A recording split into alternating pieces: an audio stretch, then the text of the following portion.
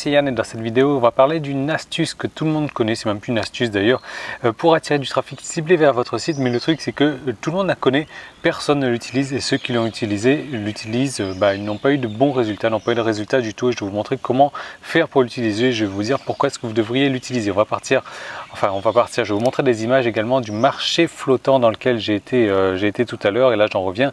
Je devais faire une vidéo là-bas et j'ai pas pu parce que tout simplement, c'était comme vous allez le voir, je ne sais pas encore au niveau des images, mais c'est un truc de malade quoi. C'est des petites allées étroites comme ça, il n'y a pas moyen de s'arrêter 2 minutes.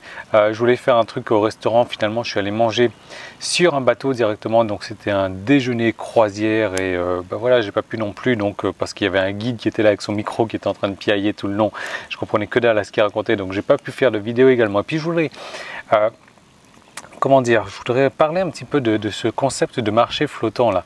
Je ne sais pas ce que vous vous imaginez dans votre tête, mais c'est vrai que la plupart des gens, quand ils viennent en Thaïlande comme ça, ils vont faire les trucs touristiques. Et les trucs touristiques, il faut savoir un truc, c'est que ça ne ressemble en rien à la réalité.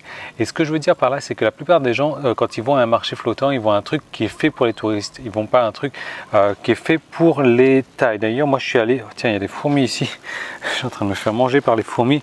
Je suis allé dans un marché donc flottant qui avait plus de 100 ans aujourd'hui, donc voilà, c'est un truc vraiment typique. Et alors, c'est quoi un marché flottant? Ouais, il y a pas mal de fourmis du coup. C'est quoi un marché flottant? Et ben c'est tout simplement, il ne faut pas croire qu'on est dans les bateaux. Les gens vont s'imaginer ça, on est dans les bateaux et puis on se balade comme ça de magasin en magasin. Non, ça c'est pas du tout la réalité.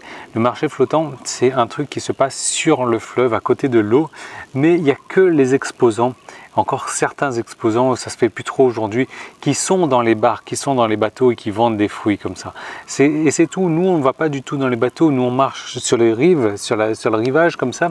Et ils ont construit des espèces de petits pontons, des espèces de passerelles. Et c'est là que les gens y vont. C'est là que les gens marchent et ils achètent. Donc avec les exposants qui sont aujourd'hui, la plupart situés sur la terre et non pas sur l'eau. Et il y a encore quelques vieux exposants qui vont faire ça, qui vont être encore eux dans leur bateau à vendre des fruits, des légumes, etc.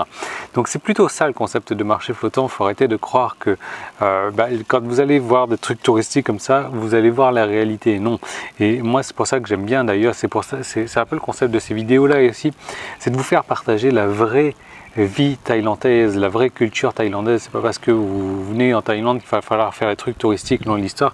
L'idée c'est vraiment de se mélanger un petit peu avec la culture, de vivre comme les Thaïs vivent, parce que si c'est pour venir dans un pays étranger et de vivre à la façon étrangère, ça sert à rien du tout. Enfin, je sais pas. Moi, c'est pas mon concept du tout. Moi, j'aime bien me mélanger un petit peu à la culture. Donc, c'est vraiment ce concept de marché flottant là que je voulais faire une vidéo, dans laquelle je voulais faire une vidéo aujourd'hui. Je suis en train de me faire bouffer là, définitivement. Je vais pas faire long feu.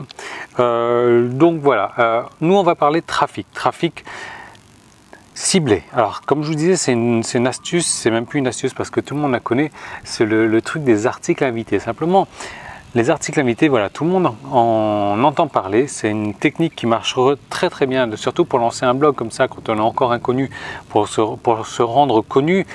Il suffit d'aller faire des articles invités. Donc bien sûr, le but des articles invités, c'est d'avoir des articles de qualité, parce que si vous allez écrire un article de merde pour un blog qui est déjà réputé, il ne va pas vouloir mettre son article sur votre blog, tout simplement parce que c'est un article de merde. Alors déjà, il y a plusieurs choses à mettre en place dans votre article. Déjà, moi je vous recommande d'écrire des articles invités pour les blogs qui ont déjà du trafic. Donc si vous êtes dans une thématique précise, vous savez déjà c'est qui les géants de votre thématique, c'est qui sont ceux qui brassent déjà du trafic intéressant vers leur site. Donc à ce moment-là, vous allez écrire des articles sur leur site, pour leur site, et vous allez faire en sorte donc de bien sûr mettre, vous savez, quand on écrit un article invité, tout en haut de l'article on met un petit en-tête et tout en bas de l'article on met un pied de page. Donc là bien sûr il va falloir mettre les liens vers votre site, mais il ne va pas mettre n'importe quel lien vers votre site. Il faut mettre un lien bien sûr vers une squeeze page, vers un formulaire, mais c'est pas tout. Donc moi je vous recommande vraiment donc de faire ça, parce que je sais très bien que vous en entendez parler longtemps. Vous dites ouais, j'aimerais bien le tester, ou alors c'est bidon, ça marche pas, mais non, ça marche très bien. C'est une très bonne technique pour attirer du trafic. Mais ce qu'il faut faire surtout, c'est que quand vous envoyez un email à Monsieur X du blog Y, parce que c'est un blog qui génère beaucoup de trafic, eh bien, vous lui envoyez déjà un article de qualité. Ça, c'est la première des étapes. Si votre article, comme je vous disais, n'est pas intéressant, la personne ne va jamais vouloir le publier. Maintenant, comment faire pour mettre toutes les chances de votre côté? C'est là qu'il y a une petite astuce où la plupart des gens faillent. Comme je vous disais, quand les gens passent enfin à l'action, ils se rendent compte que, je ne sais pas comment ma femme a fait pour ne pas se faire manger par les fourmis. Donc quand les gens envoient des articles invités, ils reçoivent jamais de résultats positifs. Alors l'idée, le truc vraiment qu'il y a à faire, c'est de personnaliser l'article, donc de faire comprendre à la personne à qui on a envoyé un article qu'on a écrit cet article-là vraiment pour son blog. Donc une petite astuce, si par exemple Monsieur X du blog Y a parlé donc de Z, alors je sais pas, on va dire Monsieur Jean-Pierre donc du blog planter des fruits en hiver. Ouais. Donc du blog planter des fruits en hiver a parlé donc de comment planter ses tomates pendant qu'ils gèlent. Voilà. Donc là, si vous faites un article invité qui va parler donc de comment planter vos avocats en hiver, et bien là, il va suffire de mettre une petite phrase comme ça. Donc comme Monsieur X l'a signalé dans son article précédent, comment planter des tomates pendant qu'ils gèlent en hiver. Eh bien, la plantaison, enfin la manière de planter donc les avocats, c'est un peu, ça se ressemble un petit peu. Et là, la personne va se dire, attends, ça veut dire que non seulement il a écrit un article pour mon blog, mais en plus il suit mon blog parce qu'il a cité un de mes articles, il a fait référence à un de mes articles. Donc voilà, la personne va se sentir flattée. Et donc forcément, si elle se sent flattée, elle aura plus de chances d'accepter votre article invité. Donc l'idée c'est ça, vraiment de personnaliser votre truc, de mettre un petit lien vers un ancien de ces articles pour lui montrer que voilà, vous êtes lecteur, vous êtes intéressé, vous avez déjà recherché donc des informations sur son blog et que l'article que vous faites est de bonne qualité et que bien sûr il est adapté à lui. Bien sûr, si cette personne ne répond pas dans les 48 heures, faites une petite relance. Si elle ne répond pas encore, refaites une relance supplémentaire. Et si elle ne répond pas, vous savez quoi, vous changez, vous contactez un autre blogueur et vous changez cette petite phrase là. Donc comme le Monsieur X a dit pour planter les tomates pendant qu'ils gèlent.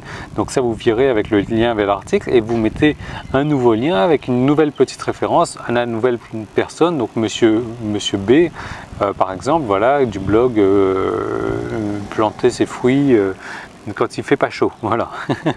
Donc vous voyez un petit peu le truc. Donc si la personne vous dit non, vous changez, vous remettez un lien, etc. Histoire de personnaliser toujours au maximum comme ça. Ça c'est vraiment important. Donc vraiment, moi je vous encourage à tester cette technique des articles invités. C'est un truc, je suis persuadé vous le connaissez. Si vous faites si vous vous intéressez un petit peu au marketing et que vous ne connaissez pas l'article invité, je vous recommande vraiment de le tester. Si vous le connaissez, eh bien mettez ça en pratique tout de suite. Nous, honnêtement, ça va vous rapporter énormément de trafic rapidement. Personnaliser tout ça. Nous, on se retrouve dans une prochaine vidéo. Je sais pas, peut-être qu'il y aura, je vais me décider à mettre un lien là sur Facebook juste en haut ou dans YouTube dans la description également, et puis éventuellement un petit i là sur YouTube. Je suis pas encore sûr, je mets toujours les trucs là. Si vous voyez qu'il y a un lien, cliquez dessus, ça veut dire que j'ai fait une deuxième vidéo pour vous parler un peu plus en profondeur, donc des manières d'attirer du trafic. Sinon c'est pas grave, ça veut dire que je l'ai pas faite.